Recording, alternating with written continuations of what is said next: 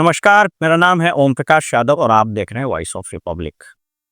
भोजपुर में एक राजस्व कर्मचारी को विजिलेंस के हत्थे चढ़ते हुए वीडियो। कुछ नहीं गिरेगा सर, आपका खाली आप जो पैसा लिए हैं बस हो गया। पैसा दे के फंसा रहे हैं। ऐसे मामले न तो ये पहली बार है न अंतिम बार है। आए दिन अखबारों में आप पढ़िएगा कि विजिलेंस की टीम ने फलाने अधिकारी को अभी बिहार शरीफ में भी कुछ लोग पकड़ाए थे रंगे हाथ पर। इस भोजपुर की वीडियो को अगर आप ध्यान से देखिएगा और सुनिएगा तो उसमें वह राजस्व कर्मचारी ये कहते हुए सुना जा रहा है कि हमने पैसा लिया ही नहीं है, जबरदस्ती आप मेरे हाथ में डाल करके पैसा मेरे हाथ में रख करके पैसा आप हमको फंसा रहे हैं और मेरा हाथ जबरदस्ती रंग रहे हैं। कुछ नहीं गिरेगा सर, आपका खाली आप जो पैसा लिए हैं बस हो गया। पैसा दे के फंसा रहे हैं। सूचना यह भी प्राप्त हो रही है कि जबरदस्ती करने के क्रम में उसका हाथ में चोट लग गया, खून बहने लगा, वो अभी अस्पताल में भर्ती है। मैंने इस मामले में वहाँ के लोकल कई एक लोगों से बातचीत भी की।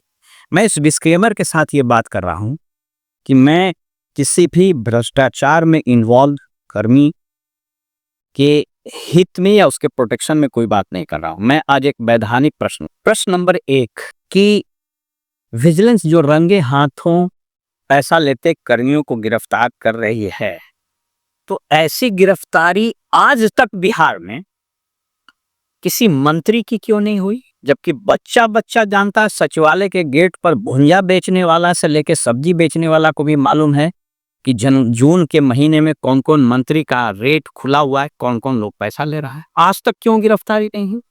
इसका मतलब यह है कि बिहार के सभी मंत्री या तो ईमानदार हैं, या ये विजिलेंस को औकात नहीं है, या फिर इसको इंस्ट्रक्शन नहीं। नंबर 2, इस विजिलेंस की टीम ने कभी किसी सीधी नियुक्त सीनियर आईएएस अधिकारी को पैसा देते हुए रंगों हाथ पकड़ा है?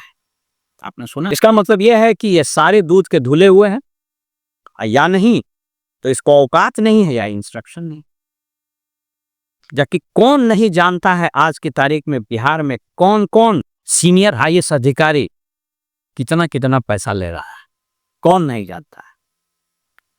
तीसरी चीज, क्या किसी विजिलेंस की टीम को आपने सुना है कि किसी आईपीएस अधिकारी को पैसा लेते हुए रंगों हाथ पकड़ लिया हो? आईपीएस अधिकारी की बात करें, सीधी नियुक्त। इसमें भी वही प्रश्न है, या तो इसको औकात नहीं, या तो इसको इंस्ट्रक्शन नहीं, या ये फिर सभी लोग ईमानदार हैं। इसका फैसला तो जनता करे। ऐसे न जाने कितने मामले हमने देखे हैं अपने सेवा काल में, और एकदम कंफर्म देखे हैं, जाने हैं, जहां किसी अधिकारी को, किसी कर्मी को जबरदस्ती पकड़ा, उसके हाथ में पैसा थमाया, हाथ रगड़ दिया, रंगवा दिया और उसको गिरफ्तार करके जेल भेज दिया। परिणाम यह होता है कि जो लोग गिरफ्तार होते हैं उसका कोर्ट से कन्विक्शन का रेट ये अत्यंत निराशाजनक है। इसलिए कोर्ट में ये मामला ठहरता ही नहीं। मुझको याद है, आज से तकरीबन 15 साल पहले पीआरडीए, उस वक्त 15-20 साल पहले की घटना बता रहे हैं, हमको स्मरण डेट एग्जैक्टली याद नहीं, लेकिन 15 से 20 साल के पहले की घटना। एक अधिकारी के बारे में निकला कि विजिलेंस ने उसको पैसा के साथ रंगे हाथ पकड़ लिया और वो टी शर्ट पहने हुए था और उसके टी शर्ट के पॉकेट से पैसा पकड़ाया। मजेदार बात यह है कि राष्ट्रीय अखबार में, संभवतः हिंदुस्तान टाइम्स में छपा था, अगर मुझे ठीक से याद है, उस अधिकारी की जब तस्वीर छपी तो लोगों का ध्यान अनायास गया कि उस अधिकारी के उस टी शर्ट में तो पॉकेट ही नहीं था। तो जब बवाल मचा तो विजिलेंस ने फिर एफआईआर बदल दिया, कहा कि नहीं, अमुक जगह से पकड़ाया। अंततोगत्वा उसका बेल हुआ। लेकिन प्रश्न ये उठता है कि ऐसे मामले में उसका चरित्र हनन तो ही गया, अखबार में तो फोटो छप ही गया। और ये दुर्भाग्यपूर्ण सत्य है कि आज की तारीख में सरकारी कर्मियों और अधिकारियों की छवि जनता में इतनी खराब हो गई है या कर दी गई है।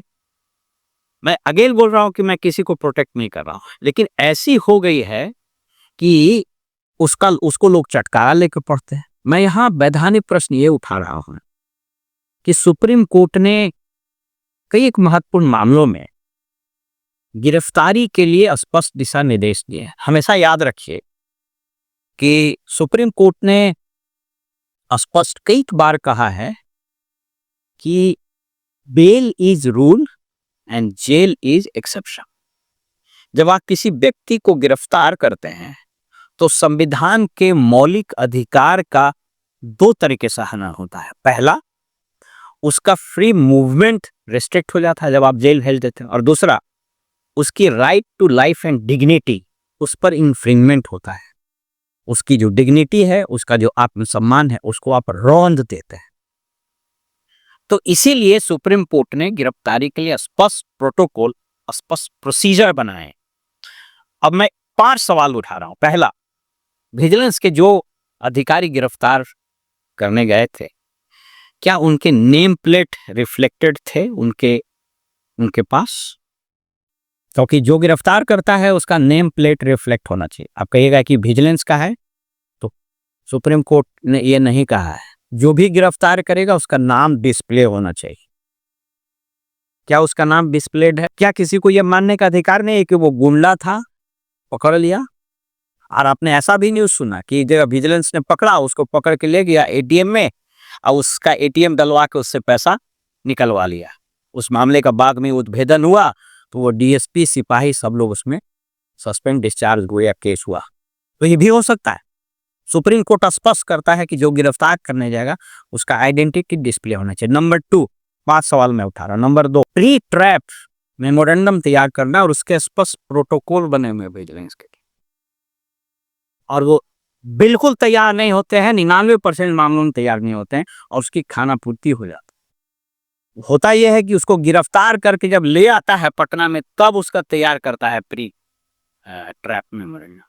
फिर पोस्ट ट्रैप मेमोरेंडम वो तैयार हुए। तीसरा, सुप्रीम कोर्ट स्पष्ट रूप से कहता है गिरफ्तारी उसी समय की जाएगी, उसी स्थिति में की जाएगी जब कोई एविडेंस को डिस्ट्रॉय होने की उससे संभावना, क्या इससे ऐसी कोई संभावना थी? अपराध का, 5वां अंतिम बात ये बता रहे हैं, अपराध का एक मेंसरिया होता है। एक जगह एक अधिकारी को, एक डीसीएलआर को गिरफ्तार किया गया। उस मामले में, जिस मामले का निष्पादन वो कर चुका था, उस पर आरोप लगाया कि फलाना ऑर्डर पास करने के लिए ये हमसे पैसा मांग रहे थे। जब बाद में कोर्ट में मामला गया तो कोर्ट में देखा कि जिस कथित ऑर्डर के अगेंस्ट आपने अधिकारी पर आरोप लगाया कि पैसा मांग रहा था, वो ऑर्डर तो 1 महीना पहले वो लिख के डिस्पोजल कर चुका है, तो उसके लिए आपसे पैसा कैसे मांगेगा? वस्तुतः हो क्या रहा है सो आपको बता देते हैं। पहली चीज, विजिलेंस आज की तारीख में एक बड़ा महत्वपूर्ण पैसा कमाने का पोस्टिंग बन गया है। ये पूरा मोडस ऑपरेंडाई कैसे चलता है हम बता देते। आजकल बहुत क्रांतिकारी कानून बना था सूचना का अधिकार अधिनियम, but I am sorry to say, इस अधिनियम का, इस कानून का जितना इस्तेमाल सही काम के लिए होता है, उससे 10 गुना ज्यादा इस्तेमाल इसका भयादोहन और एक्सटॉर्शन के लिए होता है। तो कैसे मोडस ऑपरेंडाई काम करता है? इस तरह के बहुत सारे एक्टिविस्ट, मैं अगेन डिस्क्लेमर दे रहा हूं, बहुत सारे मामले सच भी हैं जिसमें पदाधिकारी कर्मी परेशान करते हैं और उनको जेल जाना चाहिए, लेकिन एक बहुत बड़ी संख्या में एक रैकेट भी चल रहा है। ऐसे ग्रामीण क्षेत्रों, शहरी क्षेत्रों में भी बहुत सारे एक्टिविस्ट जन्म लिए। ये एक पिटीशन देंगे, विजिलेंस में जाएगा, विजिलेंस में रूटीन वे में वो एप्लीकेशन किसी को मार्क हो जाएगा। अब वो जो जिसको मार्क होगा और वो दलाल, वो दोनों मिल जाएगा और वो मिल करके पहले उस अधिकारी से भयादोहन की कोशिश करेगा। अगर भयादोहन नहीं हुआ या जितना वो मांग रहा उतना नहीं मिला तो जाल बुना जाएगा और इसी तरीके से पैसा जबरदस्ती दे करके उसका हाथ रखवा के उसको जेल भेज।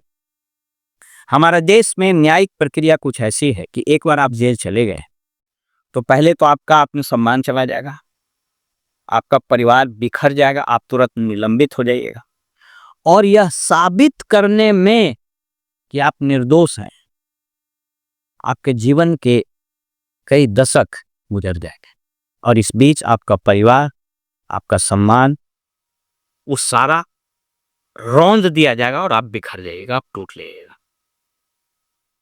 इस देश में बेशक कानून है, भारतीय साक्ष्य अधिनियम है जो कहता है कि बर्डन ऑफ प्रूफ उस पर लाई करता है जो ये साबित करेगा कि अपराध इसने किया है। यहाँ बर्डन ऑफ प्रूफ का क्या हुआ? जो पैसा देते हुए आप पकड़े, ये कभी साबित होता है बर्डन ऑफ प्रूफ कि उसने ये पैसा दिया है? तो अंतिम बात मैं बता रहा हूं, प्रक्रिया के दृष्टिकोण से 4 बात मैंने बताई कि इसमें स्पष्ट रूप से सुप्रीम कोर्ट का गाइडलाइन है कि इंडिपेंडेंट विटनेस और एक निष्पक्ष मजिस्ट्रेट के उपस्थिति में ऐसी विजिलेंस की गिरफ्तारियां होनी चाहिए। क्या इस मामले में ऐसा होता है? कुछ नहीं होता है। दूगों को पकड़ के इंडिपेंडेंट विटनेस बना देता है, जिले के डीएम तक को भी पता नहीं रहता है। इसलिए मेरी सरकार से गुजारिश है कि आप, कानून सबके लिए बराबर है।